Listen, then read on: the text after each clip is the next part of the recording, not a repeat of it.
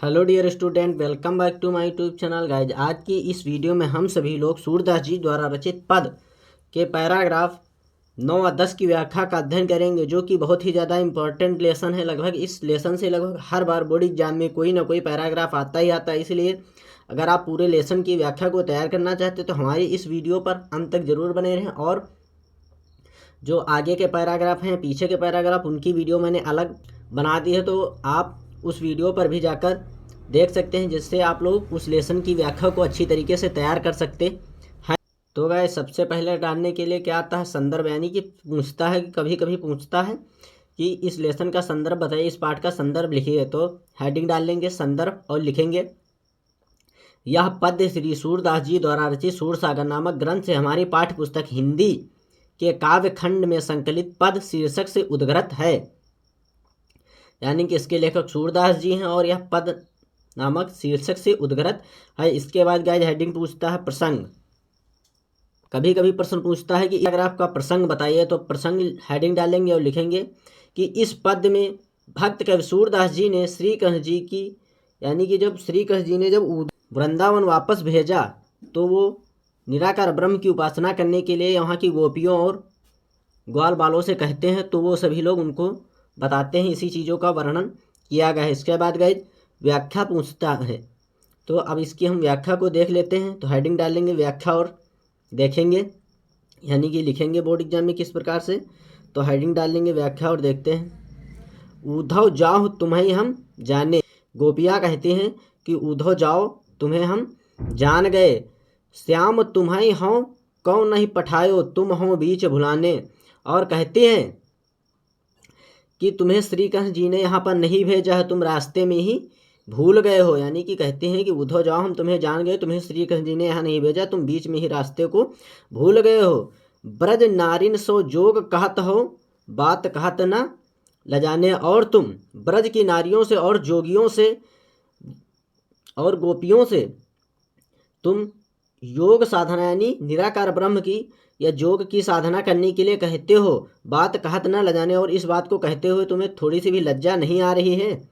बड़े लोग ना विवेक तुम्हारे, तुम तो बड़े लोग हो बट तुम्हारे अंदर विवेक नहीं है। ऐसे भय अयाने, पर तुम्हारे अयाने में बुद्धि, पर तुम्हारे बुद्धि थोड़ी सी भी नहीं है। हमसे कही लय हम सही कहे, जिय गुण लेहु सयाने। हमसे तो यह बात कह दिया तो हमने सह लिया, लेकिन अब यह बात दूसरे से किसी से नहीं कहना। उद्धव जाओ अब मैं तुम्हें जान गए हैं कि तुम कितने चतुर और होशियार हो। लेहु सयाने में चतुर और चालाक हो। कहाँ अबला कहाँ दशा दिगंबर मस्ट करो पहचाने। और कहाँ अब मैं अबला स्त्री और कहाँ वह दशा दिगंबर में मतलब निराकार ब्रह्म मस्ट करो पहचाने। अब तुम शांत ही रहो हम जान गए तुमको। यानी कि और कहती हैं कि अब तुम शांत ही रहो, हम तुमको जान गए। साँच कहो तुमको अपनी सो बूझत बात न जाने। और कहती हैं कि मैं तुमको अपनी कसम दिलाकर कहती हूँ या पूछ रही हूँ, तुम मुझे सच सच बताओ। सूर श्याम जब तुम्हें पठायो तब नैको मुस्काने। सूरदास जी लिखते हैं, कहते हैं कि जब श्री कृष्ण जी ने तुमको यहाँ भेजा था तब क्या वो थोड़ा सा भी मुस्कुराए थे? ऐसा जो है उद्धव से वहाँ की गोपियाँ कहती हैं। इसके बाद गाइस पैराग्राफ 10 की व्याख्या को देखते हैं। निर्गुण कौन देश को वासी, यानी कि पूछती हैं या गोपियाँ वहाँ की पूछती हैं, ये जो निराकार ब्रह्म है या निर्गुण की उपासना करने के लिए कह रहे हो, यह कौन से देश का रहने वाला है या किस देश का वासी है? मधुकर कहे समझाए सौदे, यानी कि एक भंवरे के समान, यानी कि भंवरे प्रयुक्त करते उद्धव को संबोधित करते हैं। कहते हैं कि हे उद्धव तुमको कसम दिलाकर पूछती हूँ, बूझत साँच नहासी। तुम इसे मजाक में मत लीजिए, मैं तुमको कसम दिलाकर सच सच पूछ रही हूँ।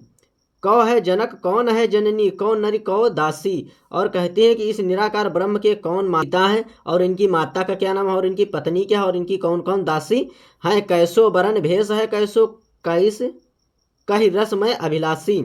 और कहते हैं कि इनकी वेशभूषा कैसी है और इनको कौन सा रस पसंद है। पावो गो पुण्य कियो आपनो, ज्यों करो ज्यों रे करोगे गासी। और कहते हैं उद्धव को जो है गोपियाँ चेतावनी देते हैं कि कहते हैं हम सभी बातों को ठीक ठीक उत्तर देना, यह बात बताने में जरा सा भी छल कपट नहीं करना। सुनत मौन ह रहो बावरो सूर सब मत नासी।